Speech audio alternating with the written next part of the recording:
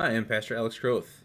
This is the video companion to go along with our study of 2 Samuel chapters 3 to 5. It's been quite a while since we've done one of these video studies, but thought it might be good to do one this weekend.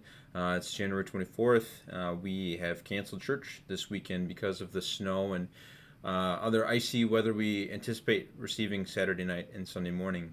So this will follow along with the worksheet that was sent out in the Saturday night email.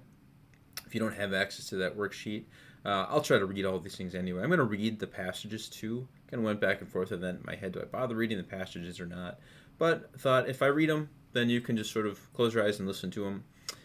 If you'd rather not, then you can just pause and fast forward or whatever you want.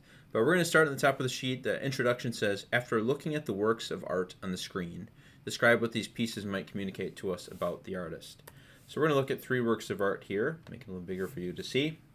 This first one, it's hard to tell what you're looking at. It's a bunch of recycled materials that are sort of hanging from the ceiling in what looks to be like a cloud or a rainstorm, and the patrons can go kind of walk and stand on a little pedestal in the midst of all this recycled material. This next one is a fish constructed from plastic and metal that was pulled from the ocean and then packaged to look like a fish you might buy from some sort of grocery store. And this is clearly a message about the way that we pollute our ocean, and obviously against that. And then the third one is a little bit more straightforward, just in terms of being kind of like a work of art. I really like these paintings, mixed media type things. This is made from recycled materials. So all three of these works of art, the main material used were recycled material, what most people would call trash. I do not think of myself as having a lot of artistic talent, especially in kind of these types of things. So it's always sort of crazy to me when someone has that innate ability, or maybe they really honed that ability in some way and became very good at kind of seeing a picture in places that other people would see nothing. But especially these, I really like these types of things where someone is able to take these materials that most people, including me, would say, I'm not interested in keeping my trash around. I don't want to kind of pull my trash around like, hey, what can I make out of it? No, it's just, if it's trash, we put it in the appropriate bin, and then we put it outside, and then we hope Rumpke or somebody else comes and takes it away. So where someone might, like me, see trash that needs to be just get it away from me, artists like these see those things and see an opportunity to create something beautiful and interesting. Why are we talking about trash art? Well, in our three chapters here, chapters 3, 4, and 5, there are things that strike me as being like trash, especially chapters 3 and 4. There's just so much violence. Vicar Shayway's lesson last week included some of that violence as the sort of the drama surrounding Israel at this point, and who's really king, and just the bloodshed that takes place because of that. And I sit in my office and I read chapters 3 and 4 particularly, and I'm just sort of shocked by what happens. This is in the Bible. It's trash. It's gross. It's dirty behavior. And yet we know that God is able to take all of that human sinful trash and work it out for his good and craft it into something that we would maybe call beautiful in some ways. Chapter 5, when David becomes king over Israel, and there's two sort of decisive victories. Well, those things in some ways are the result of these sort of trash things happening. God is not authoring the evil, to make that clear, but that Romans 8, that God is able to work all things for the good of those who love him. We know that God is so smart and so powerful and so loving that he's even able to take things that seem shocking to us and work them for our good. That's why this lesson is titled Working in the Chaos. Objectives today, two of them. Critique some shocking decisions in this section with an eye toward our own behavior. So rather than just sort of standing in the sidelines and pointing out people like Abner and Ishbosheth and these two assassins in chapter 4, just being like, bad, they're bad, they are bad. But that's not very helpful for us to just sort of point at the badness of people in the Bible. But what is helpful is looking at where do I find the roots of those actions in my own heart, and what can I learn from that as a warning. And then the second objective is what we just talked about, to see God's hand working things for good, even in chaotic violence. All right, so I'm going to read the first 5 verses of 2 Samuel 3. And it says, the war between the house of Saul and the house of David lasted a long time. David grew stronger and stronger, while the house of Saul grew weaker and weaker. Sons were born to David in Hebron. His firstborn was Amnon, the son of Ahinoam of Jezreel. His second, Chileab, the son of Abigail, the widow of Nabal of Carmel. The third, Absalom, the son of Maacah, daughter of Talmai, king of Geshur. The fourth, Adonijah, the son of Haggith. The fifth, Shephatiah, the son of Abital. And the sixth, Ithream, the son of David's wife Eglah. These were born to David in Hebron. Okay, those 5 verses there are something we might easily, just in our own personal Bible study, just sort of fly by, like, whoa, David had a bunch of sons, and just move on. But doing a Bible study like this gives us a chance to slow down and really think about what's going on here. The question that I had was, explain how this section might impact our view of David as a Christian man. I've really loved going through 1 Samuel for many reasons. One of them is you sometimes forget how up and down David is. He's so often praised in the Bible for just being a man after God's own heart, and of course he was. God said that he was. But he also had some huge struggles, and this is one of them. He's just has so many kids listed here by all these different women. So David is a great man in lots of ways, and also a terrible sinner. So this reminds us of that very Lutheran idea, the Latin simul justus et peccator, means sinner at the same time saint. So we know as Christians, we are born into sin, and even though we have been baptized and forgiven, we still struggle with sin. It's apparent in our actions every single day. And yet we know through Christ in God's courtroom we have been declared not guilty. So now there's this battle that goes on inside of us, and it's a healthy thing that the battle goes on. If there's no battle, that's a sign that maybe our faith is weakened or even dead. But I'm fighting between my sinful desires, my natural desires, and there's a battle between them and my heart of faith, which knows what is right and wants to do what is right. And you see that in David. Just the polygamy we mentioned as we were going through 1 Samuel when we were meeting in person. Just have all these kids. There's a great People's Bible. A lot of you watching this may know the People's Bible reference. This is a whole series of books done on commentaries in every book of the Bible created by our Synod's publishing house years ago. But this line, this paragraph really from Pastor John Middlestad struck me. David may have been a great king, a brilliant military strategist, a writer of beautiful poetry, but he was a terrible failure as a husband and father. The chapters that follow will demonstrate some of the consequences of his failure to discipline and instruct his own family. A father once said that your children can forgive you for almost anything except lack of discipline. So while David was an amazing man and Christian in lots of ways, and Christ came from his family, David often demonstrated a huge weakness here in the realm of his view of women and marriage, and that should not be overlooked. And that's a good reminder for us too, that we will never be perfect in this life, and just to be well aware of our sin and God's grace, and have that sort of be foundational for each day, that none of us are above getting caught in any type of sin. We all have weaknesses that pull us toward the thing and away from God, and to maybe learn from David's mistake here. All right, 2 Samuel 3, 6-16. During this war between the house of Saul and the house of David, Abner had been strengthening his own position in the house of Saul. So remember, Saul at this point is dead. He's been wounded in battle. He's taken his own life. Now Saul had a concubine named Rizpah, daughter of Aiah. And Ishbosheth said to Abner, "Why did you sleep with my father's concubine?" So this is another example of like that trash. Like it's pretty gross. So Ishbosheth is this descendant of Saul, who's now technically in some ways in charge as king of Israel.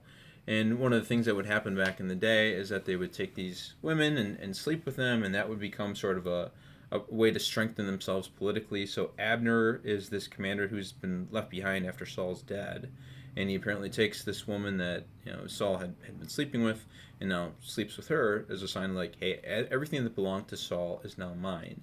Now Ishbosheth notices this, and it's kind of like, what are you doing? Kind of calls him out for it, like that. Are you trying to take my place?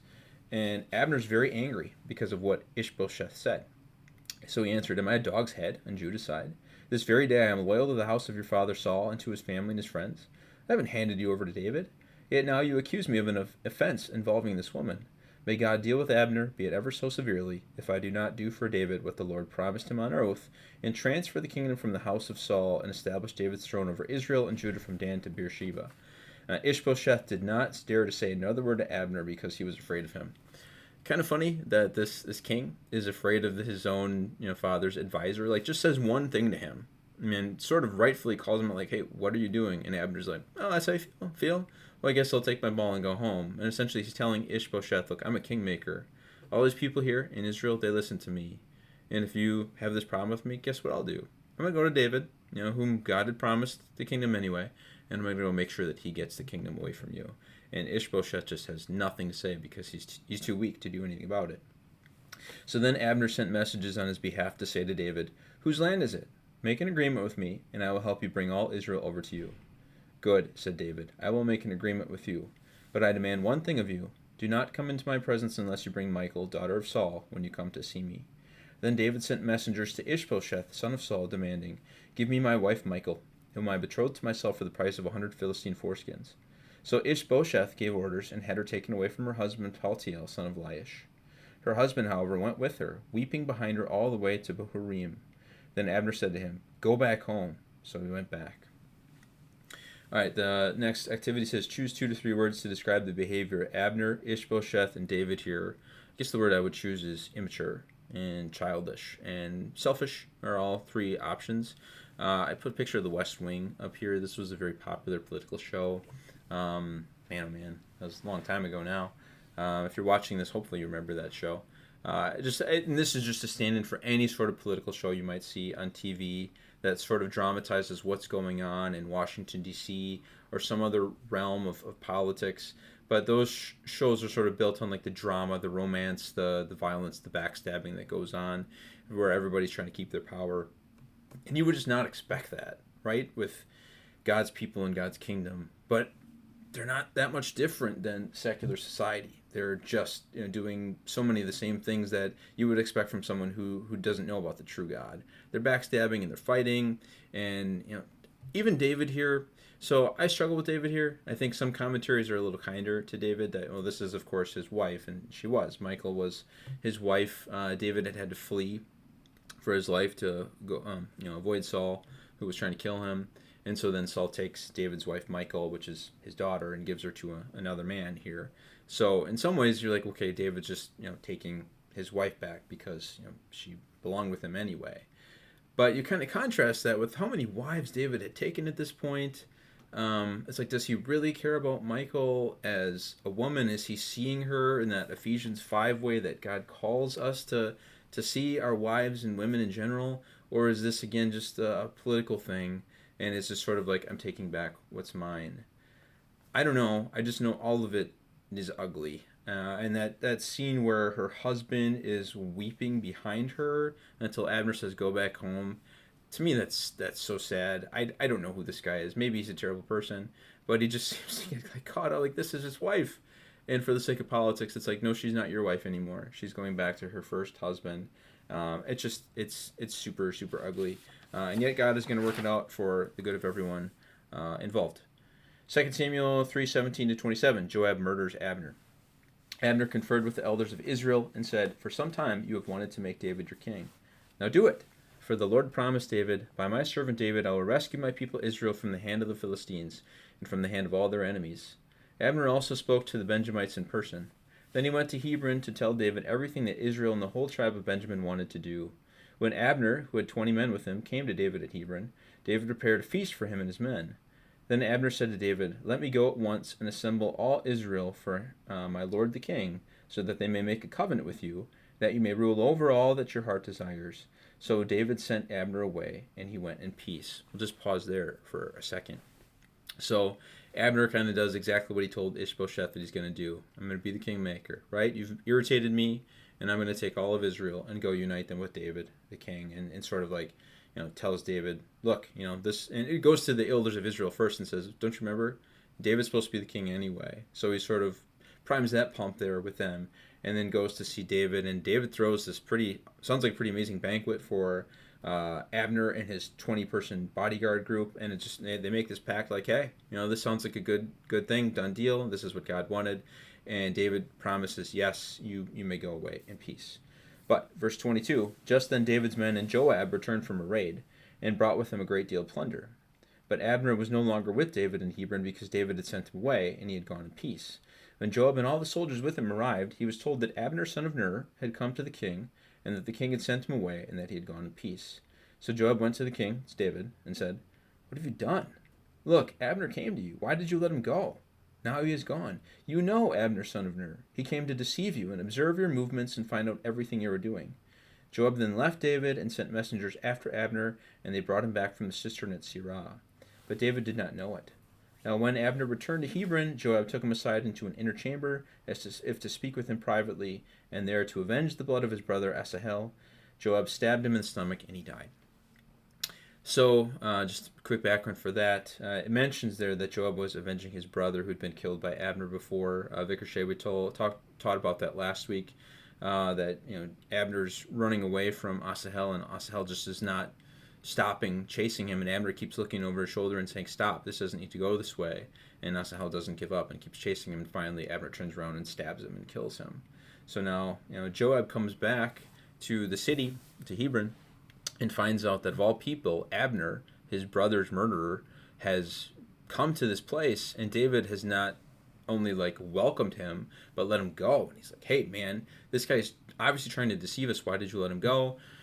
And it seems like under false pretenses tells Abner, "Hey, come back, David wants to talk to you." But David didn't really know this was happening. And then he takes him aside and stabs him and kills him in broad daylight. So question number 3, agree or disagree? You can understand why Joab would take Abner's life.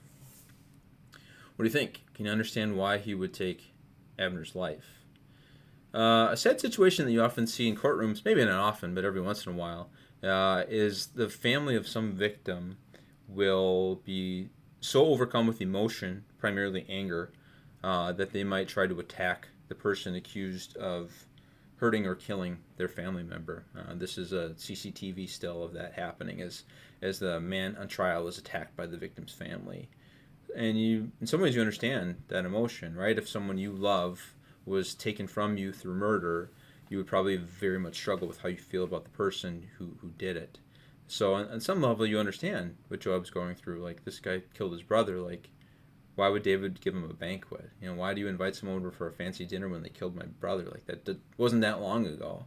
But at the end of the day, this is murder, right? You shall not murder is a very non-negotiable commandment from God.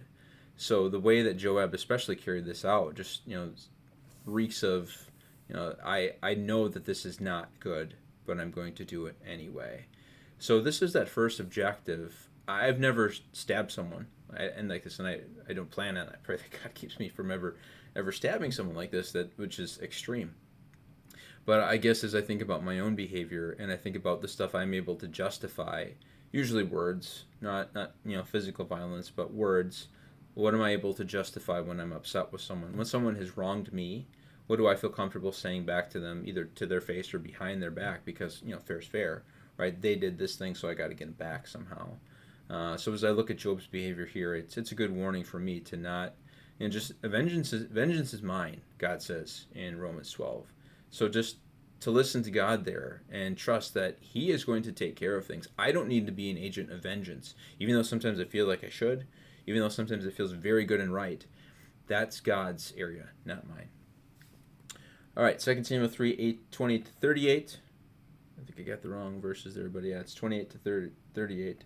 Later, when David heard about this, he said, "I and my kingdom are forever innocent before the Lord concerning the blood of Abner, son of Ner. May his blood fall on the head of Joab and on his whole family. May Joab's family never be without someone who has a running sore or leprosy or who leans on a crutch or who falls by the sword or who lacks food." Boy, David is always a poet, even when he's cursing someone. That's pretty gross, what he's asking to happen to Joab's family. But he's upset over what Joab has done. Verse 30, Joab and his brother Abishai murdered Abner because he had killed their brother Asahel in the battle of Gibeon. Kind of parenthetical reminder. Then David said to Joab and all the people with him, "Tear your clothes, put on sackcloth, and walk in mourning in front of Abner." King David himself walked behind the bier, or where they're carrying his body. They buried Abner in Hebron, and the king wept aloud at Abner's tomb. All the people wept also. The king sang this lament for Abner. "Should Abner have died as a lawless die? Your hands were not bound, your feet were not fettered. You fell as one falls before the wicked." And all the people wept over him again. Then they all came and urged David to eat something while it was still day. But David took an oath, saying, "May God deal with me, be it ever so severely, if I taste bread or anything else before the sun sets." All the people took note and were pleased. Indeed, everything the king did pleased them. So on that day all the people there and all Israel knew that the king had no part in the murder of Abner, son of Ner. Then the king said to his men, "Did you not realize that a commander and a great man has fallen in Israel this day? And today, though I am the anointed king, I am weak, and these sons of Zeruiah are too strong for me. May the Lord repay the evildoer according to his deeds." Number 4 says, identify at least 2 things you find interesting about David's reaction to Abner's murder. This is super interesting to me. What is David's response? Well, he tells everyone, including Joab, put on sackcloth. This was sort of like a kind of an uncomfortable material. I always think of like a burlap sack is what you're putting on. It's not comfortable. Like you'd probably be like itchy wearing it. Put ashes on your face, which just like these people at this time were very, very visual in how they grieved. And so let everyone know how sad you are, including you, Joab. You killed a good man. So David very publicly is grieving for this man who until recently had been, the opposing kingdom's general. But it says everybody's pleased with this, which is so interesting. Like, you think as David's realizing now he's going to be king over both of these groups of people, the north and the south, Israel and Judah. He's probably thinking about how he wants them to see him. And I think he is legitimately sad by Abner's death. I think he's, we mentioned David's moral code has some, holes in it for sure. But I think he also had this sense of like, this is right and this is not right. And Abner was this good man and he came to us in peace, and Joab, you murdered him. And again, David, being the artist that he is, sings what seems like sort of a hymn he makes up about this murder. He sings it, at the funeral, and the people are moved by this hymn. I just find it so interesting. David kind of managing his relationship with his people, that Joab and Abishai do this thing that he clearly disapproves of, but he says, these sons of Zeruiah are too strong for me. May God repay the evildoer. So why doesn't David execute justice on these 2 men? I don't know. It could be for political reasons that he just felt like, well, these are actually 2 really important people, and if I'm going to be the king and the ruler that I need to be over, this giant group of people, I kind of begrudgingly need them to be part of this. I just don't know. There's no way to know for sure. But this whole funeral scene to me is super interesting because David seems legitimately sad about this and grieved by it, but he also is very aware of how people are seeing him as king, and then also that he wouldn't just throw these guys out of his leadership. All right, we're gonna keep moving here. 2 Samuel 4, 10 of this chapter all at once. The murder of Ishbosheth. When Ishbosheth, son of Saul, heard that Abner had died in Hebron, he lost courage, and all Israel became alarmed. Now Saul's son had 2 men who were leaders of raiding bands. One was named Baanah, and the other Rechab. They were sons of Rimmon, the Beerothite, from the tribe of Benjamin. Beeroth is considered a part of Benjamin, because the people of Beeroth fled to Gittaim, and have resided there as foreigners to this day. But, of course, everybody knows that. Jonathan, son of Saul, had a son who was lame in both feet. He was 5 years old when the news about Saul and Jonathan came from Jezreel. His nurse picked him up and fled, and she hurried to leave. She fell and became disabled. His name was Mephibosheth. He'll come into play a little bit later. So this is a son of Jonathan who could have had a claim to the throne. Just mentioned in passing here, and just the sad story of how he, received his disability, that his nurse is picking him up as Saul and Jonathan, that they died in battle. That news is coming back, and in her haste to flee, she drops him. And you think of, medical care in that time, that this child is injured in this way. Today we would hopefully find a way to help them regain their ability to walk, but not in these days. So Mephibosheth comes back to play later, but now we just get kind of a short origin story for him. Now Rechab and Baanah, the sons of Rimmon the Beerothite, set out for the house of Ishbosheth, and they arrived there in the heat of the day while he was taking his noonday rest. They went into the inner part of the house as if to get some wheat, and they stabbed him in the stomach. Whoa. Okay, so 2 guys essentially serving as assassins, right? They can smell blood in the water, metaphorically, but also literally eventually.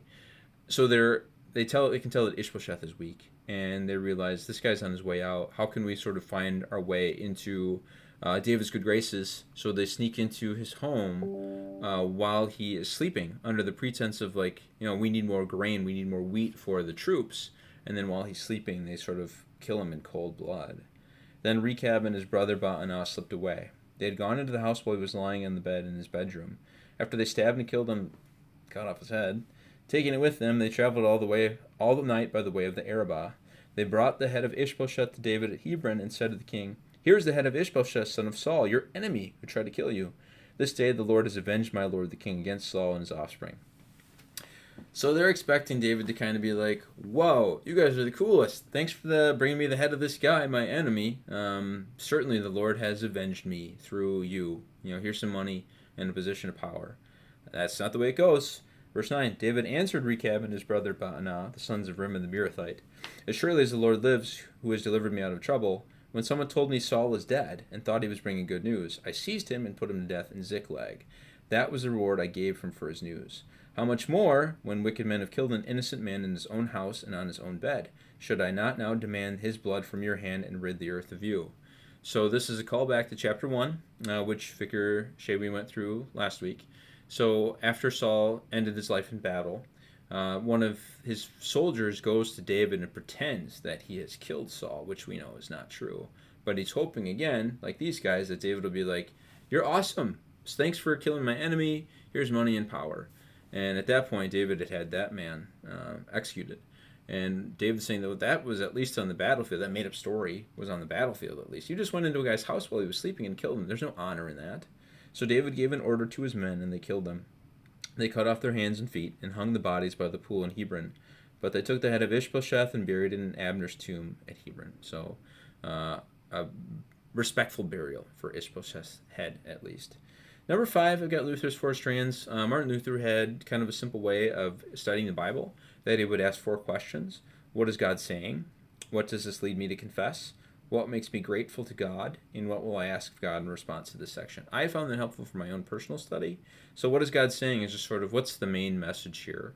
And to me, what is God saying is that people are violent and they're willing to do whatever it takes in order to get power and whatever their heart desires.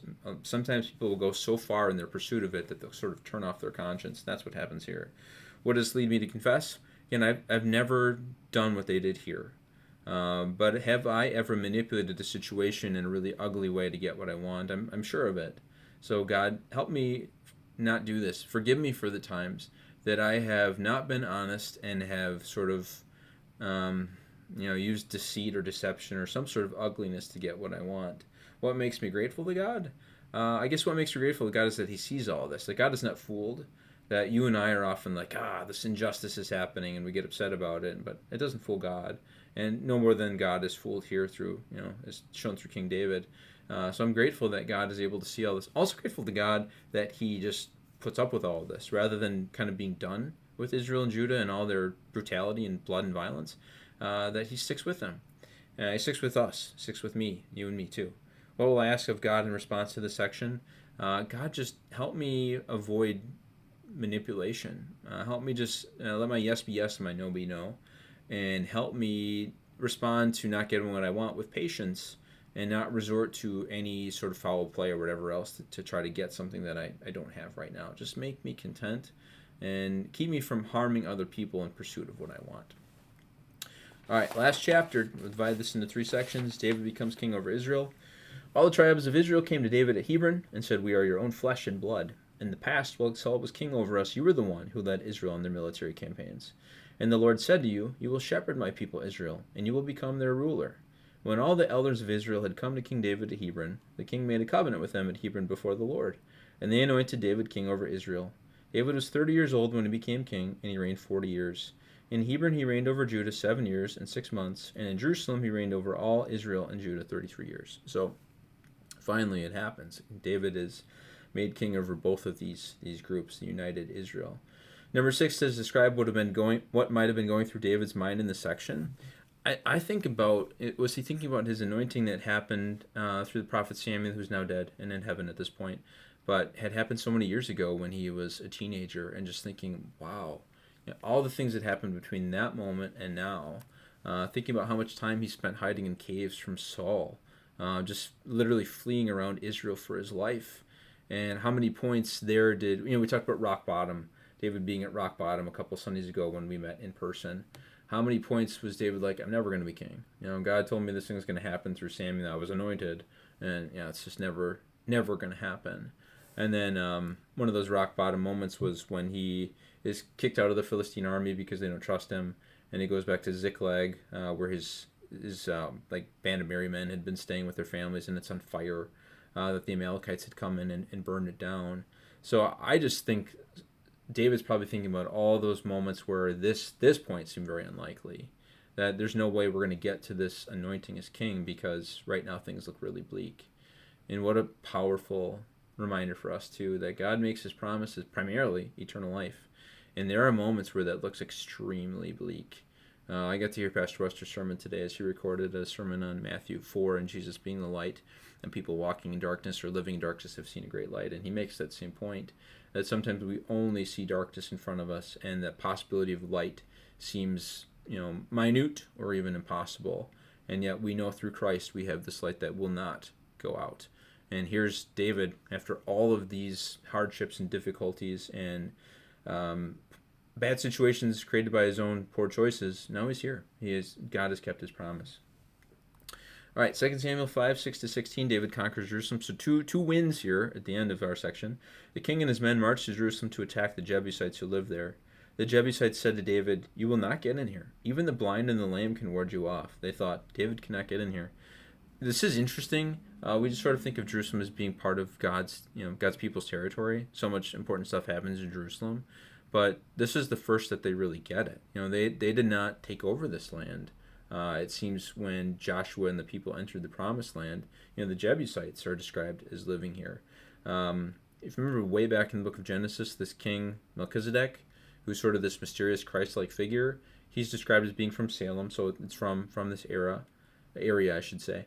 But they don't have it at this point. And there's so much significance, like I said, of Jerusalem. And also we should mention, like Genesis 22, this is Mount Moriah, where Abraham is told to sacrifice Isaac, and it doesn't happen. God stops it and then provides a ram. So Jerusalem, there was a time when it was not, I guess, is the thing that I find pretty interesting. And now David's about to capture it.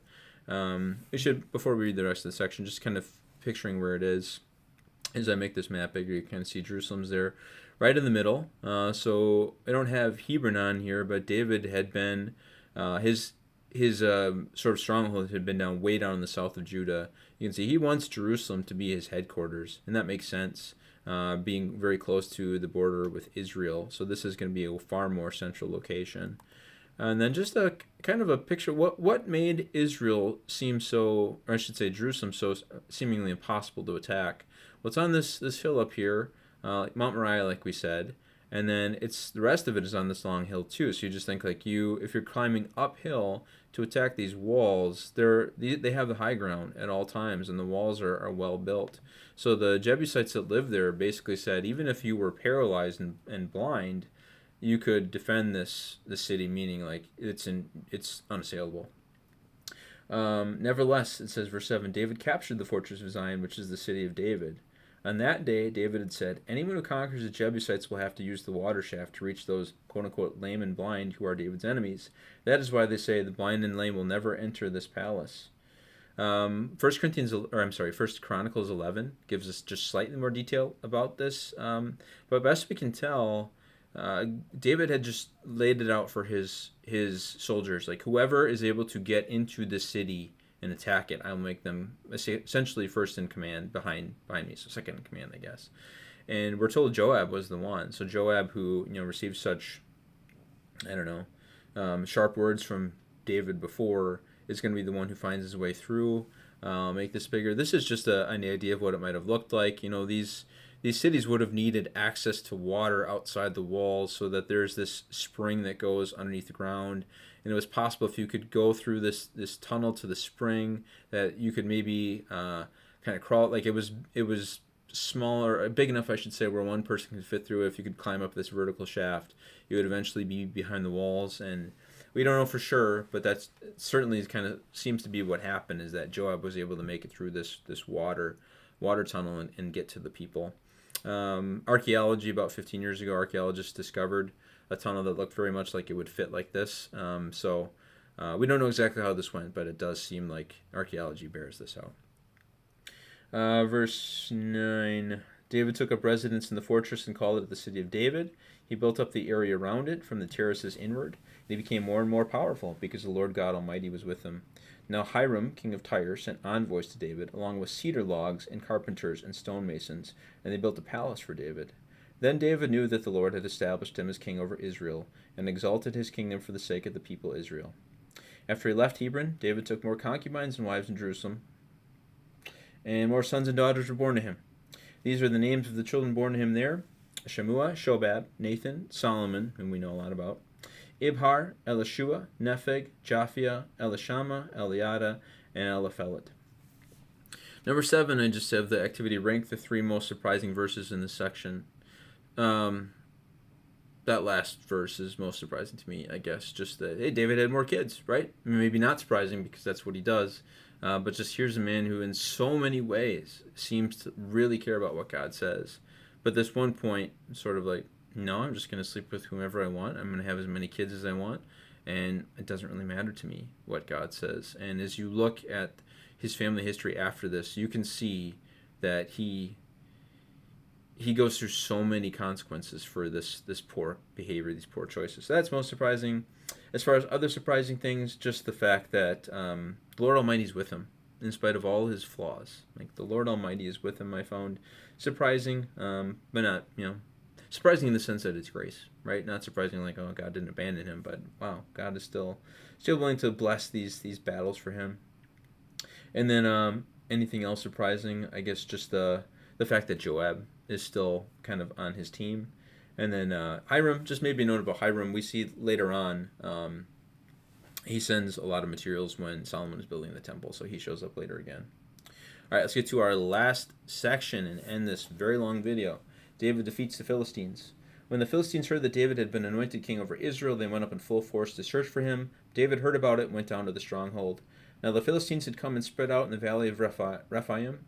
So David inquired of the Lord, "Shall I go and attack the Philistines? Will you deliver them into my hands?" The Lord answered him, "Go, for I will surely deliver the Philistines into your hands." So David went to Baal Perazim, and there he defeated them. He said, "As waters break out, the Lord has broken out against my enemies before me." So that's what Baal Perazim means. The God is broken out. The Philistines are broken out against my enemies. The Philistines abandoned their idols there. David and his men carried them off. Once more the Philistines came up and spread out in the valley of Rephaim. So David inquired of the Lord, and he answered, "Do not go straight up, but circle around behind them and attack them in front of the poplar trees. As soon as you hear the sound of marching in the tops of the poplar trees, move quickly, because that will mean the Lord has gone out in front of you to strike the Philistine army." So David did as the Lord commanded him, and he struck down the Philistines all the way from Gibeon to Gezer. So twice the Philistines sort of, they knew David had had this great success against them. And it just seems like, okay, before this united Israel finds its footing, let's go and attack them while they're still kind of figuring everything out. Number 8 says, find one aspect of David you would like to imitate this week. I just love that he goes to God twice. And he's not just going to charge into the situation, buoyed by whatever success he's had. All right, let's go do this. No, twice against the Philistines. God, should I do this? He's asking God's counsel and blessing upon this. Both time God says yes. Just the Philistines and their idols are powerless against the true God. And they seem to realize some version of that is just abandon the idols, and David just takes them away. Good are your idols now for you. And then that, so interesting, the poplar trees things, the sound of marching in the poplar trees, oftentimes it's interpreted as like the angels. The angels are the real ones fighting this battle as you hear the sounds of like marching up above, which was kind of creepy. The sound of marching up in the tops of the trees. But if you realize, oh, that's God and his forces marching before us, then it's pretty comforting. So what does that look like for us this week? Well, whatever we have in front of us, let's seek God's counsel through his word. God doesn't give us specific answers to each of our questions in the Bible, but he gives us lots and lots of general parameters and some highly specific instructions for how to behave in specific situations. So let's always go to God to determine our behavior. Let's go to God primarily to know his forgiveness in Christ. And let's go to him in prayer constantly. All right, put our objectives up there once more time. Shocking decisions, a lot of violence, a lot of trash in this section. Hopefully we take some warnings from it and see how God, second objective, is able to work even through that trash and create a beautiful piece of art that is David as king over Israel. There are so many more mistakes David's going to make. This is not the end. But this is really the height of Israel's powers here. That David, I read something like David expanded Israel's territory from like 6,000 miles to like 60,000 square miles. And most importantly, the worship of the true God became very, very prominent. So God is a great artist, and he's able to use this trash and our trash to work out for our good of people around us. If you listen this long, wow, thank you. See ya.